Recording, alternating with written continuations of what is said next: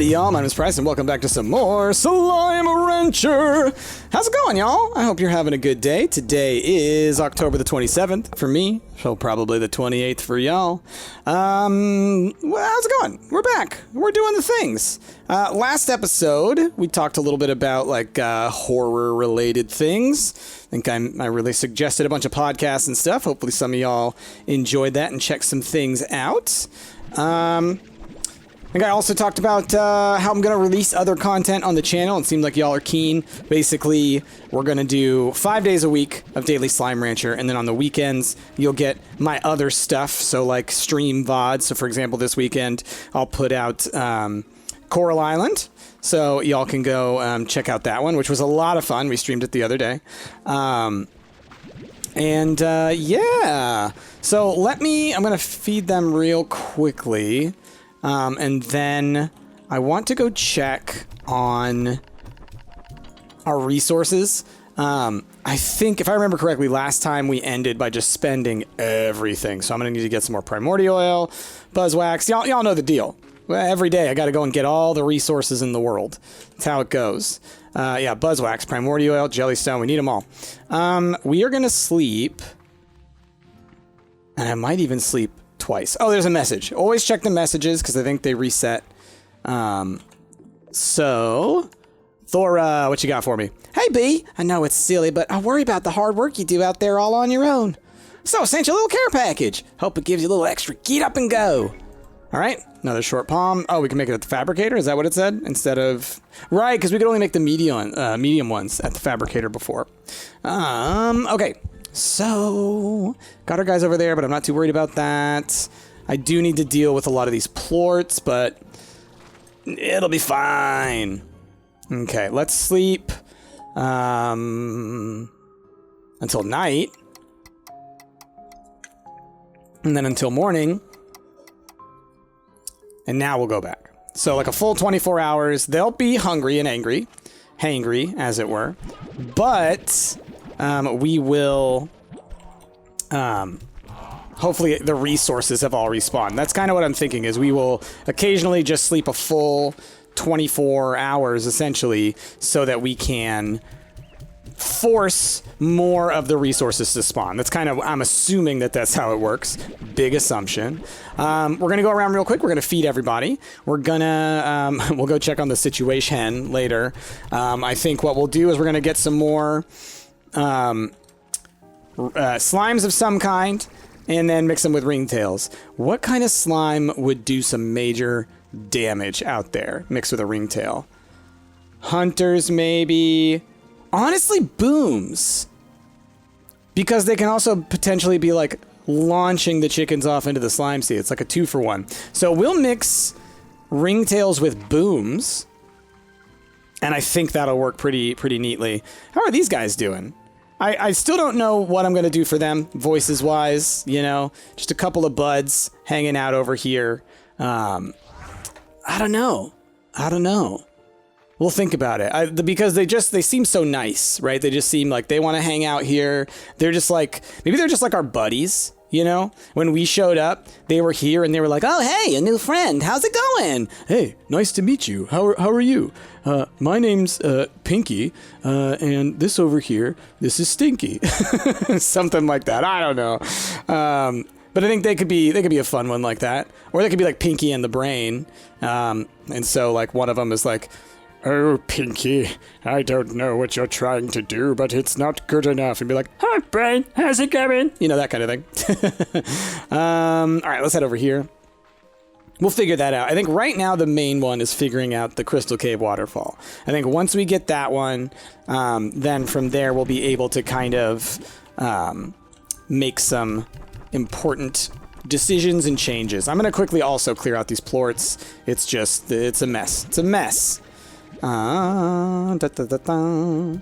Okay, so what do we want to talk about today? Well, one of y'all did actually request that I speak about essentially body language, but specifically like body language reading. So like the concept of like, oh, there's these experts who can like look at you and they can determine, oh, you're lying, or, you know, whatever it is based on like how you're physically acting, like some micro movements of the eyes and all that kind of stuff. So long story short, there's no scientific backing for that stuff, at least not as far as I have read, nor when I was in grad school and studying this. Back then it was seen as very much not a science, it's a pseudoscience. So that said, there are of course some things that are true to it. Whoa. Are we full on baddie plorts? We are full on baddie plorts. 999 baddie plorts. Oh boy. Well, isn't that a struggle? So now I need a market link so that I can start selling these. But now we know that baddie plorts are full profit. Now we know that. So yeah, there are some things that we can determine, but really it's more generalized, right? It's more about like, you know, a more dominant kind of taking up a physical space versus a less dominant one. You know, there's aspects there that are certainly talked about. So like body language is an important aspect of our communication. There's no question about that. But it's not like subtle actions that are to deceive that we can actually determine. There's just no there's no science behind that you can study and like recreate to a significant degree, right? So it's kind of like, do some people, when they do it, do they sometimes get it right? Sure. But it's more likely based on luck or the power of suggestion than it is on actual record of what happened. So now, if it's something you're interested in, I certainly would say go ahead and look more into it. It's one of those things that like what they're trying to get at of the actualities of human behavior is very interesting. It's very interesting. It's just that kind of like there's a certain level of utilizing pseudoscience in order to take advantage of people, essentially, you know, get you to pay some money to have them come and give some lecture on here's how you can do it and this will make you a better person or whatever. Oh, if you can read people, you'll be a better businessman, whatever. A lot of that is just fully trying to sell you something. So always go and look at the research if you're ever curious about stuff. And when I say research, I don't mean go find some blog online or even checking like Psych Today or whatever like that. Like going to finding scientific peer-reviewed sources. And so that might sound daunting. That might sound like a very difficult thing to do. You're like, what price? I don't know how to find a scientific journal or anything like that, which I totally get. It's not the kind of thing that is really taught, as far as I know, outside of academia. But one of the easiest things that you can use, if you haven't used it yet, is Google Scholar, just google.scholar.com. And that basically searches academic databases instead of anywhere on the internet. And so you can be much more confident that what you are reading is from a reputable journal. Another thing that you can look at amongst those journals is what's called an impact score. And essentially this is saying like, how important is this research to the rest of the research community, right? Basically like how many other articles, how much other research references this research. That's basically what it tells you. Because if other scientists are using that information, then not only is it reputable, but it's so reputable that you can build parts of your own research on top of it. Does that make sense? Like a legitimate scientist is not going to use things that they do not 100% believe in, because it can ruin the validity of everything that you're doing. If people are like, oh, that's fake. You read that and it's false. Oh no, you're not a real scientist. Like, you have to be so careful in science to make sure that what you're doing is heavily supported. I mean, this is why it takes so long to write these research papers. And this is why my dissertation was like 240 pages long or something. Because so much of it is justifying your research, right? And so every scientific paper has to do that. They basically have to spend a huge chunk of the paper saying, here's every single step of the way through the history of research that supports what we're doing here.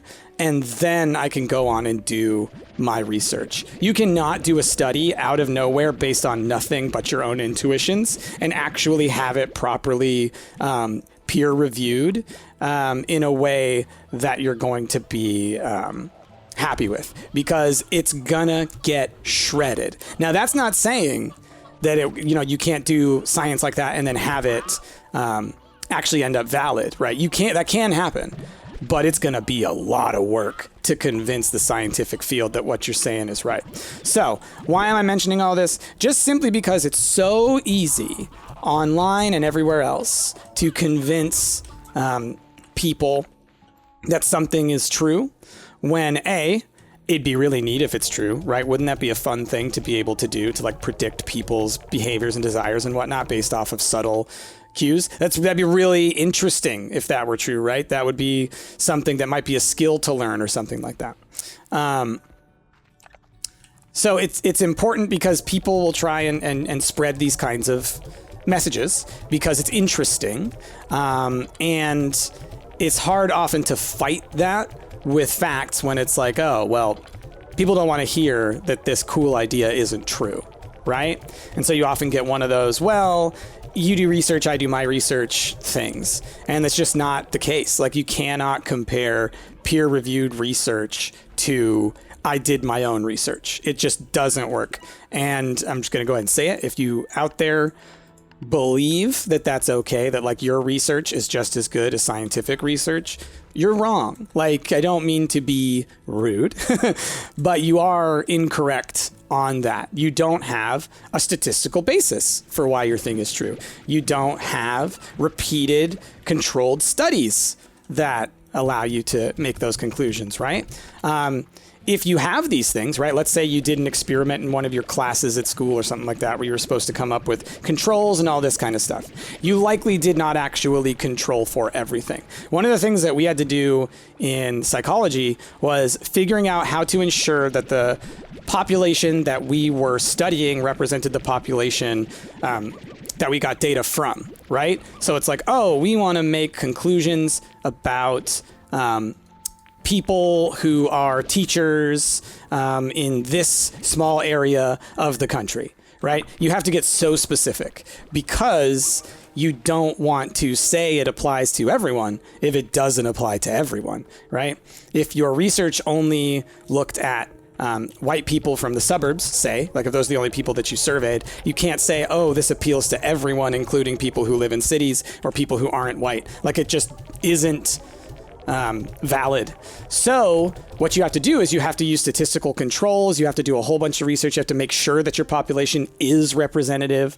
There's so many things that you have to do to ensure that a study is legitimate and valid that it can't compare to any quote unquote research you could do on your own, because what you essentially have is tens of thousands of other researchers who are backing up your research, because it's on them too, right? I was involved in a few peer reviews where we were sent articles from other universities and whatnot, where my advisor was supposed to peer review. And so we, worked on that as part of our research assistance. And it was very much, it was like, yo, this is not what my professor said, because he actually was he was a German guy with a very thick accent. So he would be like, so, Price, there's this super cool. He totally said that, super cool, fabulous. He said it all the time. So it's like, there's this super cool research we're going to check out, but I need you, but I need you to look for everything, right? He's just like, I need you to destroy it, was basically what he would say. Like, because that's how important it is to make sure that something is, when you're going to have something go into a scientific paper or a scientific journal, right? Because it could ruin the reputation of the journal. So anyway, I'm a big proponent of look at actual peer-reviewed research if you're trying to learn about anything.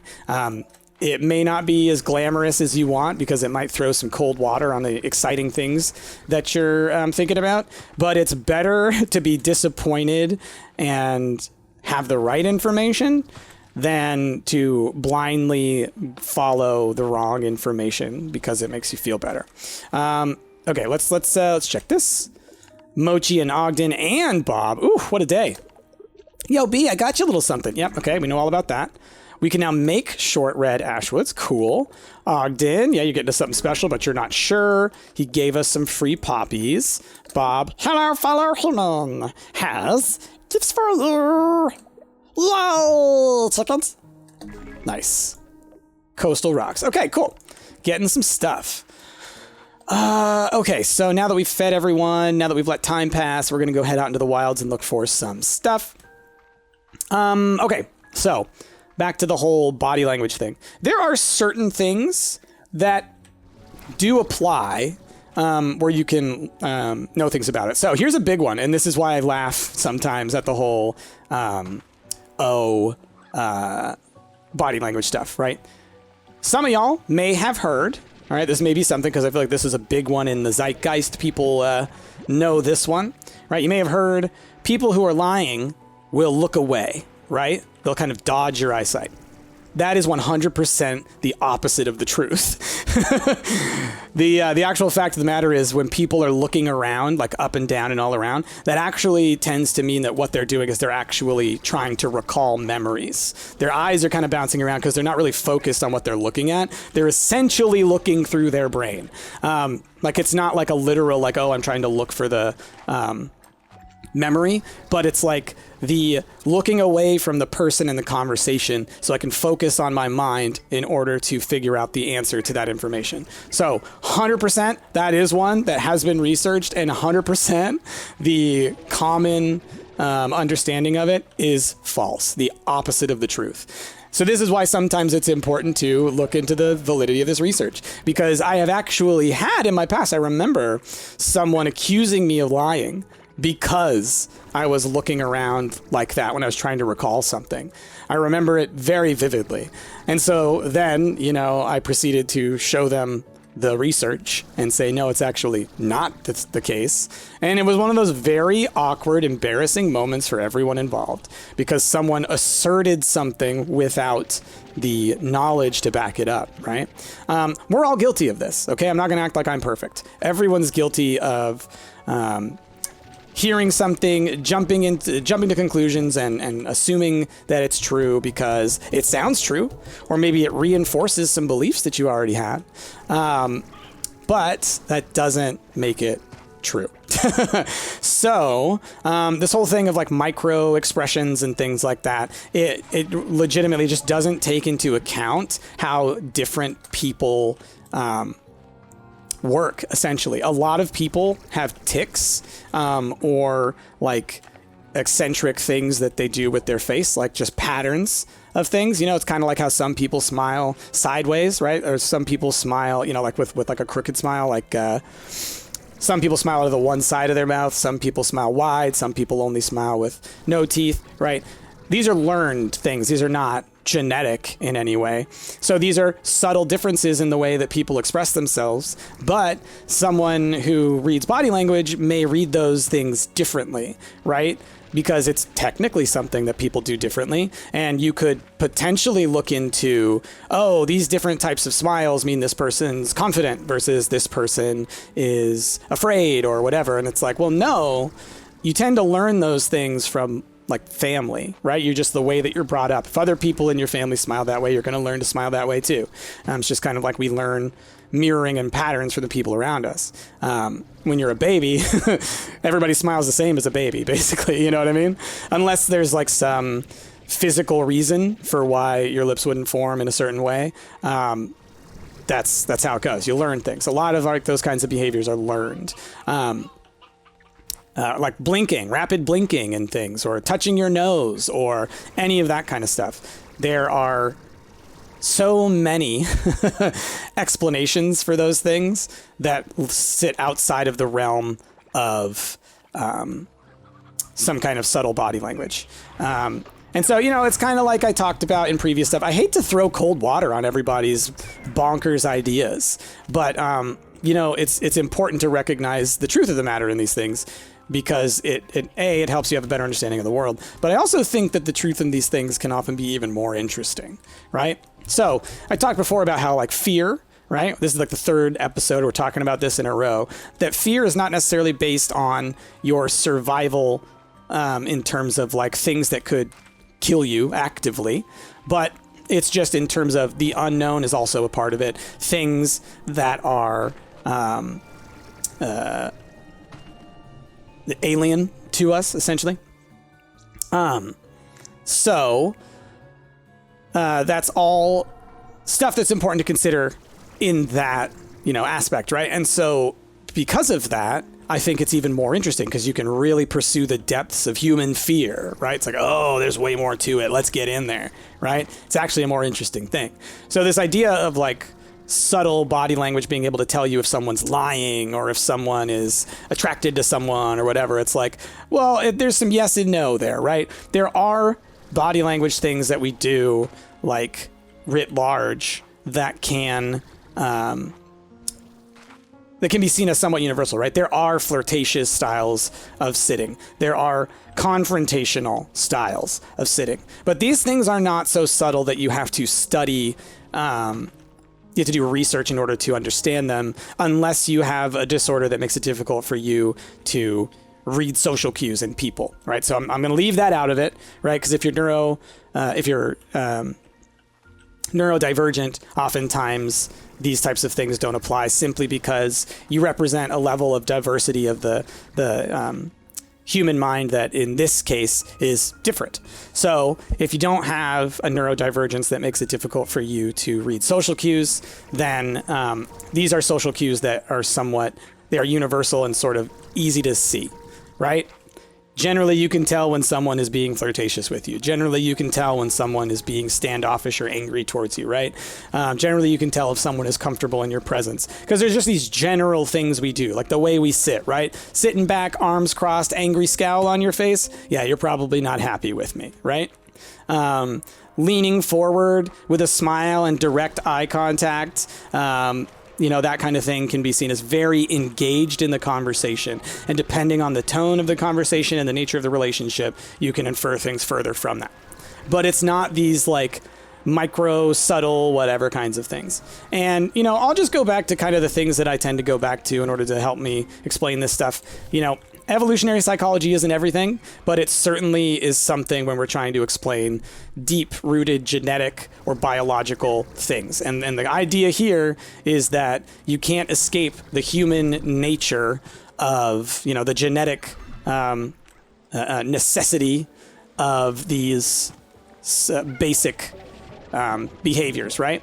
So, because if these subtle things are true, right? If it's true that, oh, you can look at someone and the way that they look away or something like that, and you can know whether or not they're telling the truth. If that is true, then this should apply to literally everyone, right? Because if it can't apply to everyone, then what's the point of it, right? There needs to be significant consistency among it. So what you need is a study that can show that this is repeatable beyond a level of chance. And a level of chance is not 50-50, all right? A level of chance is much higher than that because it's still possible to get randomness above 50-50 and not be predictive.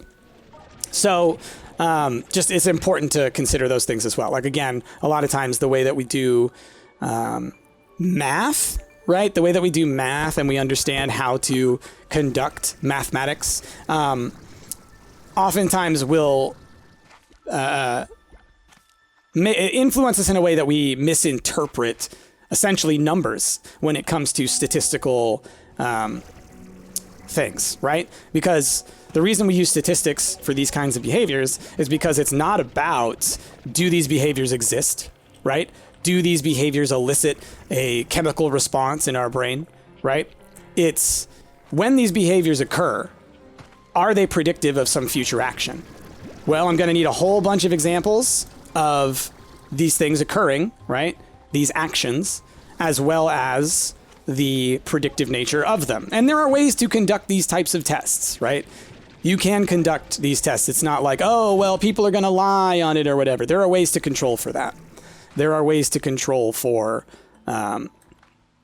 individuals being aware of the research and trying to influence it. And it is also something that you would mention in the research as a potential problem, right? You'd be like, okay, so there is one potential problem, which is people may want the research to be true. And so then they will, answer things that in a way that would make, that would lead to this being accurate, right? Even if they don't believe that they're doing it right, they might subtly move their answers in that direction. So what do? You have them write down their answers ahead of time, right? Stuff like that. But those little types of things aren't necessarily done when people do this kind of personal research, right? So I guess at the end of the day, what I'm really pushing for is scientific literacy. How long have those been there? Those are probably from like 18 episodes ago. Hey, what's up? I love these guys. They're so cute. So someone was asking, actually, are we going to name the other Largo combinations that, we may have named before in Slime Rancher 1, and that are combos of just, the original slimes? And I think we will. I think we will, because now in the new context with the other types of slimes, I think it can help us be informed of those names. Oh my gosh, I love these little hunter rocks. I'm learning that I really like rock slimes combined with stuff. Speaking of which, I need to be gathering some slimes. I guess I could get tabby ringtails. Okay, got that one. Just looking at for buzzwax and stuff. There's another one over there. Oh yeah, we'll go up here. The near guaranteed honey. Okay, so long story long. No, there is not validity behind the whole concept of like reading people from microaggressions and things like that. There is a massive amount of scientific research saying that body language is a major way in which we communicate. So nonverbal communication, absolutely a thing. It's not so subtle, right? And so I think I was going to mention this earlier. So again, think of it from the level of like why those things would exist. Why would we have these subtle cues that would give away when we are lying, when we're being deceptive? Because deception can be something that is incredibly evolutionarily advantageous. Because you can get more resources, you can protect yourself, you can do a lot of things by being deceptive, right? And so, evolutionarily speaking, it would be actually horrible for any individual who tried to be deceptive to have tells, right? And if there's no reason to develop those tells, right, then why would we develop them in that way? Yes, lying is hard.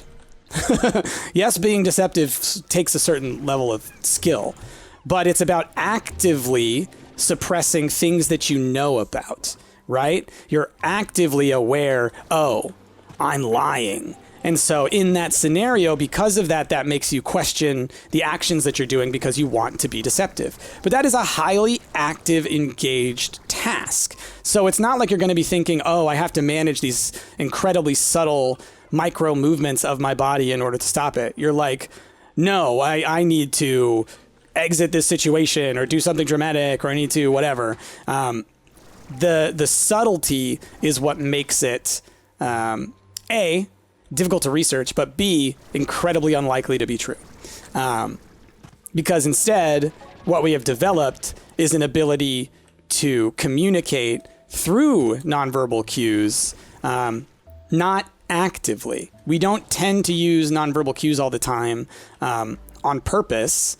We tend to have them as a way of communication that is, like I said, learned. Like much of it is learned. It's cultural.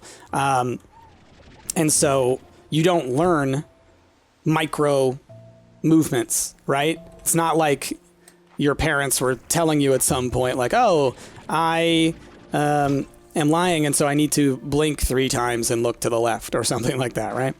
So anyway, as far as my understanding goes, and, if you find some scientific journals that are peer-reviewed research articles that have a different understanding.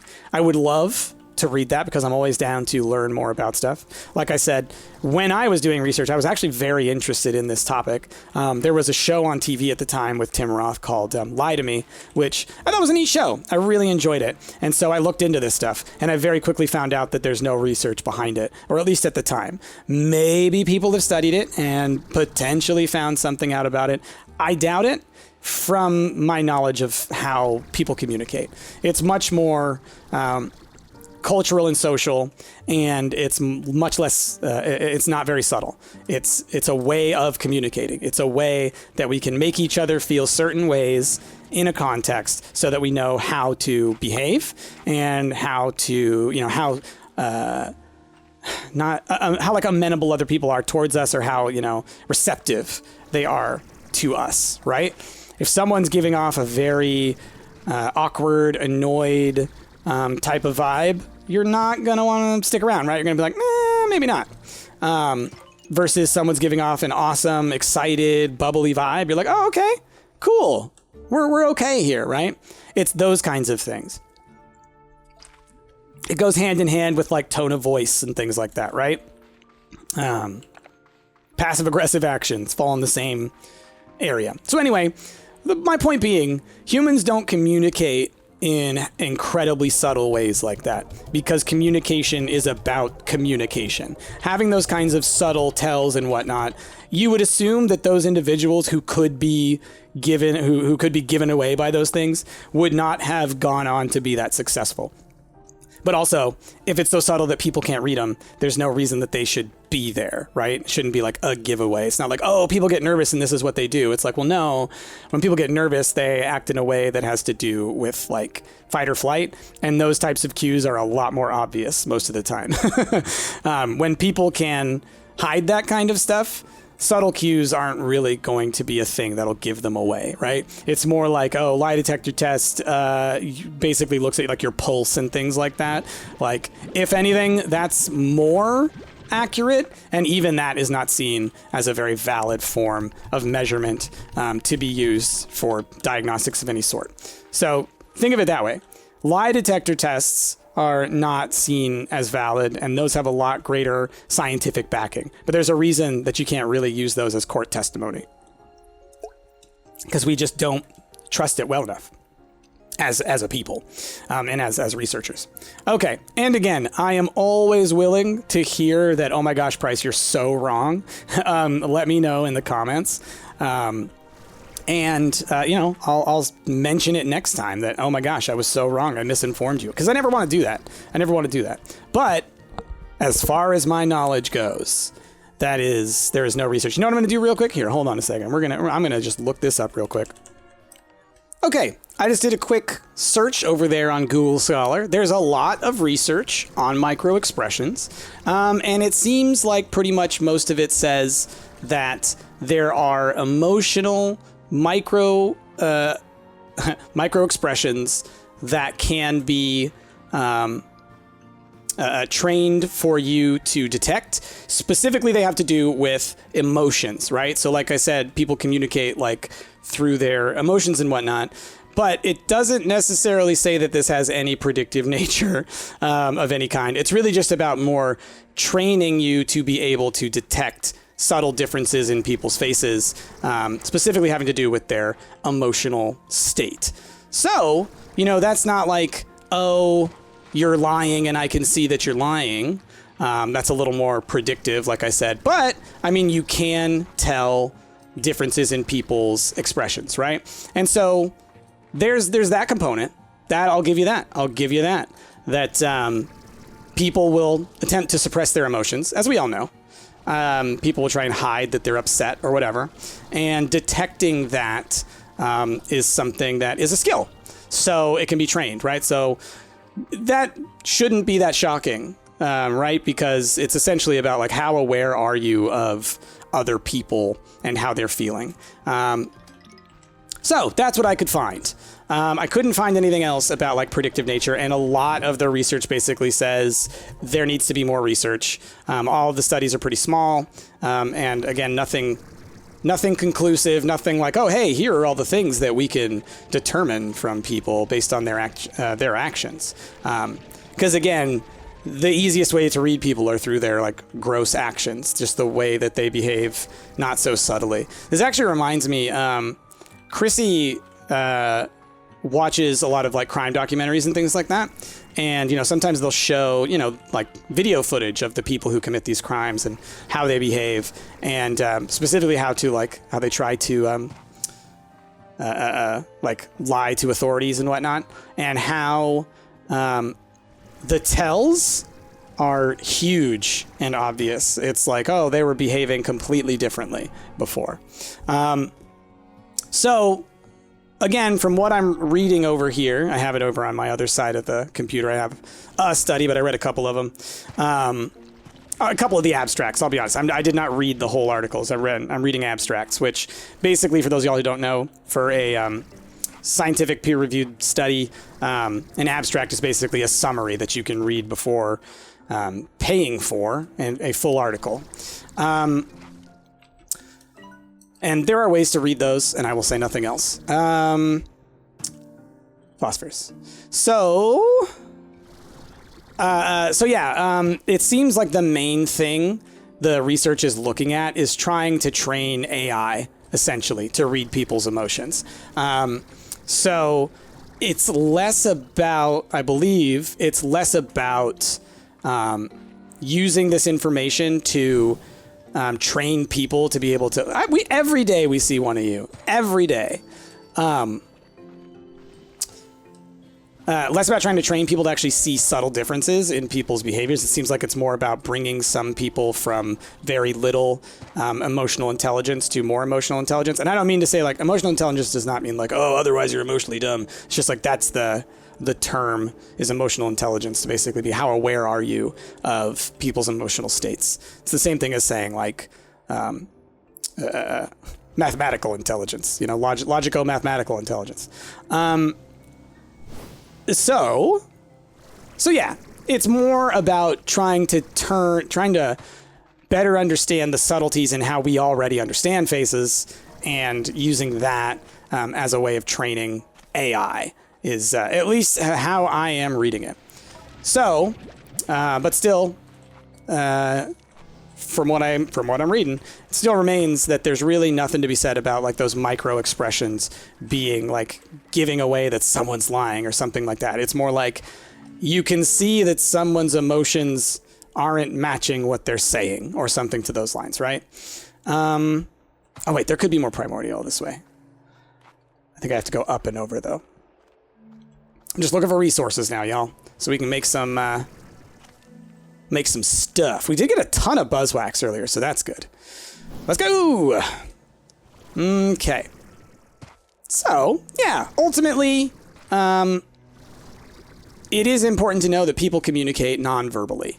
And so, no matter what, there are things that you essentially say with your body that you're not saying with your face. And that is actually an incredibly evolutionarily advantageous thing for social creatures of any kind. And so, building off of that, something that's really interesting about us and our biology, and specifically like how we, how our faces look, is that we have whites in our eyes, right? And if you notice, like a lot of animals don't, right? Some of your pets might. But a lot of animals don't have whites in their eyes. And the reason for this seems to be that essentially there's no need for it. The way that we use the whites of our eyes, that it evolved, seems to be that us and other hominids like us, because we're social creatures, we communicate with our eyes to point to things, to let people know like what we're looking at, where we're going, what we're doing, right? So I can subtly tell you, hey, look over there, by making eye contact, making my eyes wide, and then looking in a direction, right? We don't have to say anything. We don't even have to move other than our eyes to be able to communicate. Incredibly advantageous, beneficial thing. This seems to similarly be why dogs and other such pack animals developed long snouts, because it points in a direction, right? So like wolves, they use their noses for, you know, pretty much everything. They're less visual focused and more olfactory focused. Olfactory is just a fancy word for smelling. And so their nose is kind of like really important to them, right? And so because it's so important, all the dogs know that it's important, right? And so they know to pay attention to that thing. It's pointing in a direction. That's the direction we're going, right? That's the direction we're seeing. So these are believed to be explanations for why these things exist. So we can communicate to each other because the whites of our eyes allow us to very quickly and easily see where others like us are looking. Different animals have different ways of communicating these types of things to each other. With like birds and stuff, it's like calls, right? All the different kinds of sounds that they can make to communicate with each other. So anyway, we have these ways of communicating with one another, but at the end of the day, communication is the point. It's the goal. Are we deceptive and thus we try to hide our emotions? Absolutely. People are absolutely deceptive. I think it just comes along with intelligence. And so trying to suppress emotions, certainly. That can be something where the micro expressions, quote unquote, come through. But the stuff like, oh, you looked away, therefore you're lying, kind of thing. Oh, you touched your nose, therefore something or another. There's just no backing for that.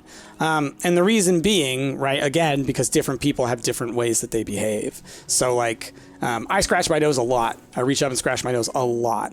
It's because I'm allergic to a ton of stuff and I'm constantly sniffly. And it's also something that I know that like my mom did a lot. And so I also probably learned it from her. I also can very quickly become uncomfortable, like physically uncomfortable. So I constantly am itching my nose because it constantly gets irritated by things like dust and pollen and whatnot. But someone that I was talking to who might, you know, have this like micro expression type knowledge might draw some conclusion about what I'm saying rather than understanding that, oh, I'm just scratching my nose because, you know, people scratch their noses. I'm looking away because I'm trying to think of something, not because I'm trying to hide from you the truth, right? Like, how obvious would that deception be? No one would ever get away with that if that were the case, right? Because you could totally see it. Like, that's not a micro expression. That's a macro expression. So anyway, that's the long story long. But if when you're talking about the whole field of like micro expressions as just reading people's body language, right? Reading nonverbal cues, then absolutely it's true. Absolutely. We absolutely communicate nonverbally all of the time. But just remember, it's communication. The goal is communication. And deception is something that, yes, we have a gift at, but there is no one significant way of pointing to like information about that deception. It's more, I can read you emotionally, because the point of emotions is to communicate. And when you're suppressing those, you're basically being like, I don't want to give out this information, so I'm going to try and pull it back a little bit, right? You're like smiling, but you kind of have that smile on your face where you're not happy, right? So you have the thing going on with your eyes where it's a little more, right? But again, that's communication. It's still you trying to suppress that, but still it gets through. So if you call those micro expressions, then those micro expressions are indeed factual. But not these predictive things. Okay, that's enough talking about that, huh? Super interesting stuff, though. And again, look into it and see what you come up with. I'd be really curious to know if anyone finds any other studies that look at it more from like predicting future behavior or something like that. Because at the end of the day, that's what science is all about. And it could also be, so science is either there to predict or explain. And an explanation is attempting to predict future things based on a previous explanation, right? So it's like, how does this thing work? And then how will this thing work in the future, like going forward? But understanding how this thing works requires repetitive actions of figuring out how that thing worked, right? And that requires prediction. So it's all about the ability to predict things is how you conduct science, because you write your hypothesis, right? This is what I think is going to happen in this study. and then you get your study done, and then it's okay, how much did this match my hypothesis? It isn't, oh, I'm going to change my study now because this is what it means, right? You know what ends up happening then? You do another study trying to prove that thing. You don't say, oh, this data that I gathered for this thing, this is fact, right? Oh, those angler ringtails? Oh, I love them with their little mohawks. Okay, let's get some anglers. Oh, I don't have any space. Don't have any space. What do I not need? We'll get rid of the silky sand. Okay, because I do want to bring these guys back because I do want to make the... oh my gosh, look at like the purple. They're gorgeous. They're absolutely gorgeous. I love them. Love them. Okay. We're doing angler ringtails to go and help with the situation. Okay. But, okay, after all that, I will say, go study some nonverbal communication. It's super interesting to know that, like, how we communicate with one another just with our bodies. And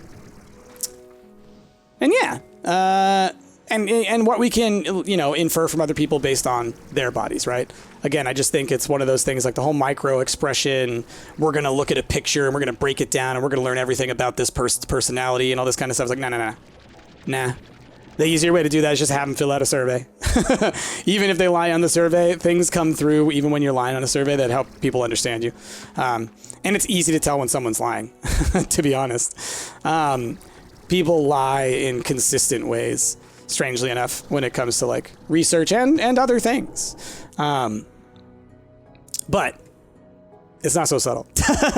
Anyway, my whole thing on it is like, I've always found that like the quote unquote science of trying to use this tends to more be about somebody coming in and trying to sell you something. You need my services for X, Y, or Z. You know what it is? I can tell you exactly what I think it is like. And I know that this is something that other people might disagree with my take on this, but I've kind of, you know, I've said my piece on these kinds of things before. It's like bringing in a medium to try and help find someone who's missing or, you know, figure out, who the murderer was or anything like that. I'm not going to speak to whether any of that stuff is true. All right. I cannot speak to the validity of supernatural or paranormal things. I am not of that. I don't believe in that stuff.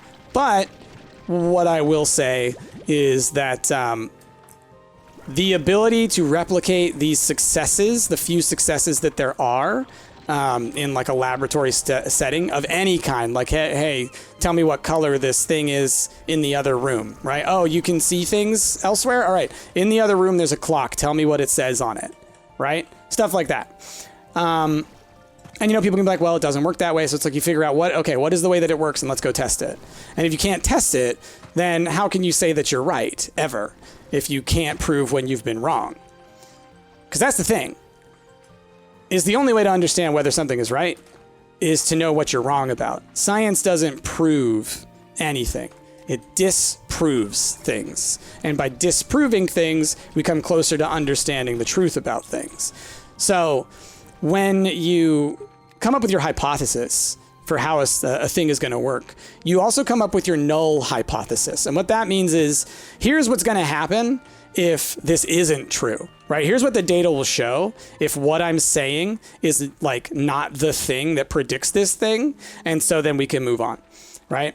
Because what you're trying to do is say, you're essentially trying to be like, the null hypothesis is true. And if you can't find that the null hypothesis is true, then you may be closer to the truth. And so then what do? You do another study and you try and prove that null hypothesis to be true. And if that null hypothesis isn't true, then hey, you may be closer to the truth, and so on and so forth. You do not prove something through doing it. You disprove things and thus figure out what's closer to the truth. So we do a null hypothesis where we say, okay, if you're not telling the truth, then over 50% of the time you should be right, or some number that we think is statistically significant. This can be determined by essentially repeated testing and seeing how often you're right. What you would find out is not, oh, it's 100% false or 100% true. What you'll find out is, okay, this person seems to be right 5% of the time, 10% of the time, 20% of the time, whatever the number ends up being. But that really helps you understand, like, is this different from chance? Well, that's why we grab someone who doesn't say that they are a medium or something else like that, conduct the same study on them, and say, okay, how accurate are they? 5%, 10%, 20%, etc. Then you calculate the difference between those things statistically and say, okay, how likely is it that these two things are actually significantly different, right? One number could be higher than the other, but through the number of repetitions that you did, is that actually an important difference, or is it essentially chance? That's how you do a study, right? So when you're looking into these types of things and you want to know whether or not they're true, that's what you should look for, is like a research program that looks at things in a way where they're trying to disprove and via that show evidence for some theory. Does that make sense? I hope that makes sense. Oh, I meant to get booms. Oh, well, we can put out the anglers as well. Tar things are going to happen, that's for sure. So I guess that's what I just wanted to talk about, research or something. I don't know. Things, they always turn in different direction. My whole point being, aim for scientific literacy. Aim for the reason I believe these things is not just because I believe them. I believe them because I've looked into them, and it's the closest thing to true that we've got, right? Oh, the slowdown. Okay. Wowzers. I forgot how many of those guys we put out here. Jeez Louise. But there's so many gosh darn hens. Oh my goodness. The sea of hens. Oh my goodness. The tidal wave. My goodness. Okay, we're gonna go grab some ringtail plorts, at least a few.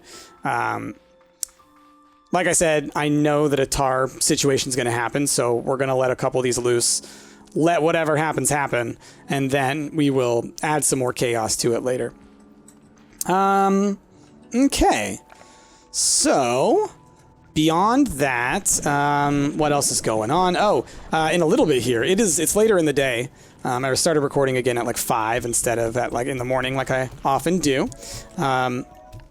And so in a little bit here, Chrissy and I are going to go to a haunted house, which it's been a few years since we've done that for obvious world reasons. Yeah, it should be fun. It should be fun. Like I said, it's been a while. It has been a while since we have been able to go out and do anything like that, but, you know, specifically go to a haunted house. I think we went to one like the first year we were dating, like that Halloween, and then the next year is when, you know, the demic hit.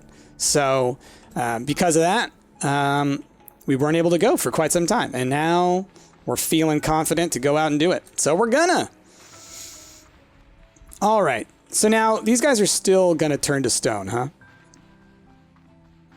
I kind of wish that the other genes would like take, would be dominant. So like that the ringtail would be not affected by the, angler, or rather the angler not affecting the ringtail. Sorry, the angler should cancel out the ringtail's nonsense. That's what I'm trying to say. Oh, no. Where'd that go? Where'd that go? Okay. Uh-oh. Well, you're a pinky. Whee! Okay. So stuff's about to turn to awfulness because I know that slime's going to try and find a plort. That's what they always do. They like hunt out the plorts, don't they? Where did that guy go? Oh, there he is. Okay. I'm going to need to get rid of that plort here. Actually, you know what? No. Here's what we're going to do. Let's end this. Y'all are going to deal with your nonsense, and then I will clean up the mess. We're going to let the tar happen. Now, I don't think that the tars will destroy the hens, right? Isn't that what we learned? They're vegetarians.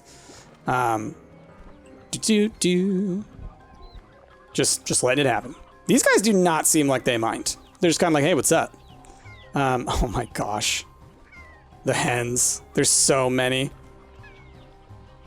Oh man, they're scared eyes. My goodness. Hey, you leave me alone. I'm letting you have your judgment day over here. My goodness. It's bonkers. I do want to go find a bunch of booms, but I guess it's going to be difficult. They're not as easy to find. Well, I don't think there's a spot where I can just rapid fire get like 25 of them in this one. Nope, you go back. Okay. Because like once those ringtails pop out, all these pink plorts are going to just be a pain in my butt. All right, you know what? Fine, fine. You want to get close? You want to get close? You know what happens? Bam, bam. All right? You know what? Oh, you know what happens? Oh, bam, bam. Okay? Yeah. Yeah, that's what I thought. Hey, out of here. None of that. I thought the tars would, like, destroy plorts, too, sometimes. Did they not? All right, I think all the slimes are gone, though. Pew, pew, pew, pew, pew. Because, yeah, I'm going to need to try and clean up these plorts. And I don't think I'm going to be able to because they're, like, everywhere mixed in with this stuff. So these guys are going to quickly turn into tars again, too. So this is just going to be a whole mess. So I'm just going to start grabbing up the hens and maybe launching them off into the sea and having no impact whatsoever on their numbers. I think that's what I'm going to do. Oh, wait a minute. Wait a minute. Hold on. Hold on. No, that doesn't work? Okay, okay, hold on. What about...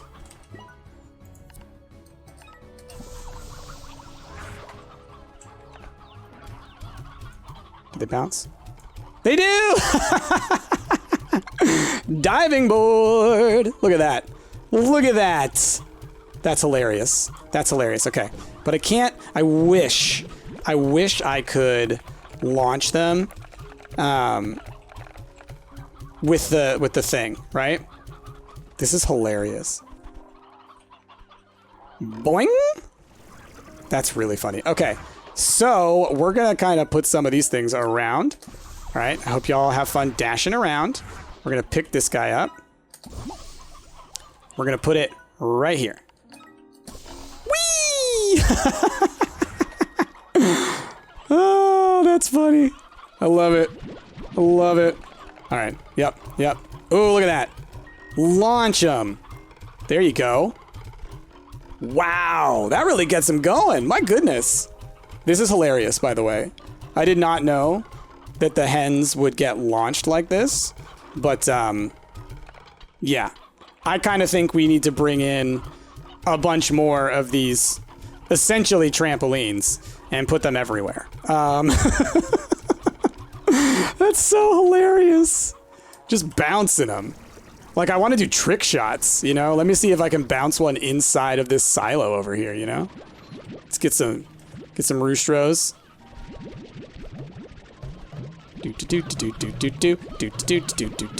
Come on, roostros. Come on, roostros. Yeah, we're trying things. We're trying things, y'all. Oh my gosh, that's hilarious. Hold on. They're launching behind me and getting launched. Pew, pew, pew, pew, pew. Oh, that's funny. Okay. Okay. Let's see. No, no, no, no. Come on, Briar. Get out of here. I think it goes far enough. Oh, that goes too far. What if I launch him onto the other side? What if I get closer? Closer seems to launch them higher, maybe? What if I get over here?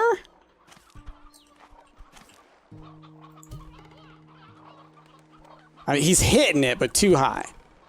Okay, maybe I should move it over to this one, all right?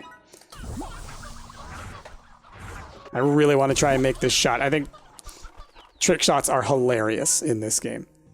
Okay. T. Almost. Come on, come on. No, no, no. What? Why are they bouncing in a weird direction? Do I need to? Oh, I probably need to turn it. Maybe? Come on, come on. Come here. You two, you two. Nope. Dude, they're flying real high. Why you gotta go so far, y'all? I just want to launch you into the thing. I mean, they're definitely hitting it. They're just not going in. They're going too high. Oh, that's funny. All right. I would totally, we'll try one more time from way over here, and then that's where I'm probably gonna have to end this, because I got stuff to do, y'all. Places to be. Goodness. Alright, come on. I might just go switch it over to like Briars or something, that'll be easier. Okay. Boom! Yeah! Ah, yes! How awesome is that? How awesome was that? Heck yeah. What other ones we got on here? Here, we're gonna swap this. Heck yes. Trick shots. Okay. Hold on. Oh, these guys go a little bit, they're a little bit lighter, maybe? They're like, wow. Oh, so close. I think that they're lighter? Or maybe I'm just not at the right angle. Yeah, because these guys are going much farther. Much higher, I should say. Almost. Well, either way, I got the Roostros, and that's all that really matters, in my opinion. So, y'all, well, with that, trick shots, they're a thing. Whee! We're gonna have to figure out how to deal with this mess at some point. Because, yeah, it's a problem. We're definitely gonna get a whole bunch of these jumping pads out here, though, because they're hilarious. The only other thing I can think of is, like, putting some incinerators around. But we'll have to deal with that next time. Y'all, it was a fun one. We were talking about some things, gathered some resources and whatnot. Next time, we'll focus on decorating and whatnot with those resources that we got. Again, we're going to figure out a way of dealing with this. But I do think that the bounce pads are pretty fun. But yeah, so y'all, thank you so much for watching. I hope you enjoyed this episode of Slime Rancher, the one we do daily. If you did like it, please hit that like button. Subscribe if you're not already. Leave a comment down below because comments help a bunch. That engagement is wonderful. So how about we say from downtown? You know, like the old like basketball, like Hang Time, NBA Hang Time. Anybody play Hang Time? Okay, I'm old. Anyway, and also if you can go watch another one of my videos, that helps out tremendously. It lets YouTube know that you and people like you like to see my stuff and have it pop up in your feed. But beyond that, y'all, most importantly, I hope you have a wonderful rest of your day. I have been Price, and I will see y'all next time.